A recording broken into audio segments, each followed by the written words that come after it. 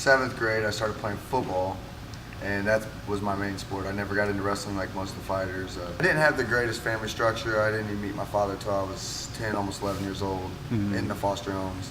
And so my mom was there for me, but at the same time, I had a lot of leniency. So when I had that leniency, I kind of could do what I want. And when you're a kid, you can do what you want. You don't have a whole lot. You just kind of look for trouble, to be honest. Yeah. So, and then once I got out of high school, got into drugs and all that dumb stuff because didn't have a direction. Ended up getting off of them. My mother ended up helping me out, getting me off of them. And then I worked for a penitentiary, and that was actually the very first time I heard about fighting because a couple of the corrections officers were fighters. But I never pursued it then. I didn't really think of anything about fighting. I thought it'd be cool, but wasn't really that interested. And growing up, in high school, one of the reasons why I didn't do wrestling is because I wanted to be really good at football and make it to college in football. And not that I'd have made it to pro ranks, but maybe a Canadian football league or arena football league or something. And so my goal in my whole life has always been to be a pro athlete. So when I got the opportunity after I blew out my knee to go do it, and I started realizing the skill sets and what it took to be, I had the work, the work ethic, the heart, the drive, the determination to do it. So I just set my mind to do it. And I haven't had a lot of fights in the 4 years I've trained. I've only had 6 fights. So I'm kind of a perfectionist, and I know I'm tough. I've been in a lot of street fights. I've been through a lot of stuff through my family life, and that toughened me up. That made me hard. So I don't need to prove that inside the cage. I need to prove my skill sets inside the cage. So that's what I've been working real hard on, and being a part of Grindhouse has really helped me out. My main reason to being in the cage is I've always wanted to be a pro athlete. This is my chance to still become that pro athlete. That's probably the number 1 reason. Number 2 reason is physical fitness, discipline, body composition, flexibility. I mean, everything that goes mental, mind. I mean, it's a chess match, a physical chess match. Everything about the sport is intriguing to me. I just like the physical aspect of it, really, the most part of it. This is a competition. You've got the guys out there that go in there that they just want to hurt the person, or you got the person that wants to go in there and just prove that they're tough. They don't care who it is against. But I think the mass majority of the people that fight and train is the competing. I mean, class, we're competing with each other. It's a healthy competition.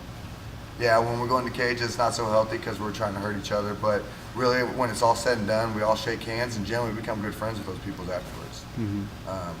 There's no animosity. I think that rage gets toned down when you train, because if you train that way, there's somebody like Tim Elliott or James Krause or Brian Davis or Eric Marriott are going to be the guys to be like, dude, watch this. Wow, wow, wow. Now you're the one sitting on the ground going, wow, that didn't feel so good.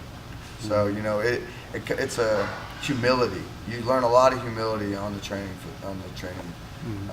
mats. I'm pretty loud. I talk a lot. I like to talk about things I know, which is a lot of it's physical fitness and some martial arts that are involved. I've transitioned my whole life towards kids and martial arts. Martial arts for myself at first, and then I've gotten into the opportunity to be able to be part of Kids Leaders, which is a Taekwondo school. So I get to work with kids a lot. I was part of the YMCA as a personal trainer 2 years ago. I think that martial arts, if it's at the right facility, mixed martial arts, the right facility, can be just as positive as traditional martial arts like Taekwondo that I'm a part of. Our facility at Grindhouse Mixed Martial Arts, we run our kids program a lot like the Taekwondo program over there. Everybody bows in, everybody bows out. Everybody shows respect to their instructor and to their family members and to their peers. We give a direction, they line up. And generally, most kids do real well. Obviously, it takes work just like it does in a traditional martial arts school. But I would say that they kind of, depending on the school, they work hand in hand. They both create great discipline, structure, goal setting, physical fitness, self-discipline, esteem, communication skills. I mean, you think of all those assets that a child needs to grow growing up. You can learn all those in martial arts. And I come from a lot of team sports that I've learned a lot of, because I'm a real passionate sports fan. And I would say that mixed martial arts and traditional martial arts, you learn a lot more from. It's an all year round program. It's not a 3-month program. You don't have 9 months to jack around because you're a superior athlete. Because here, every day you're not training, somebody else is and is getting better. You take off 9 months, that person that you was way better is now become better than you by the time you come back.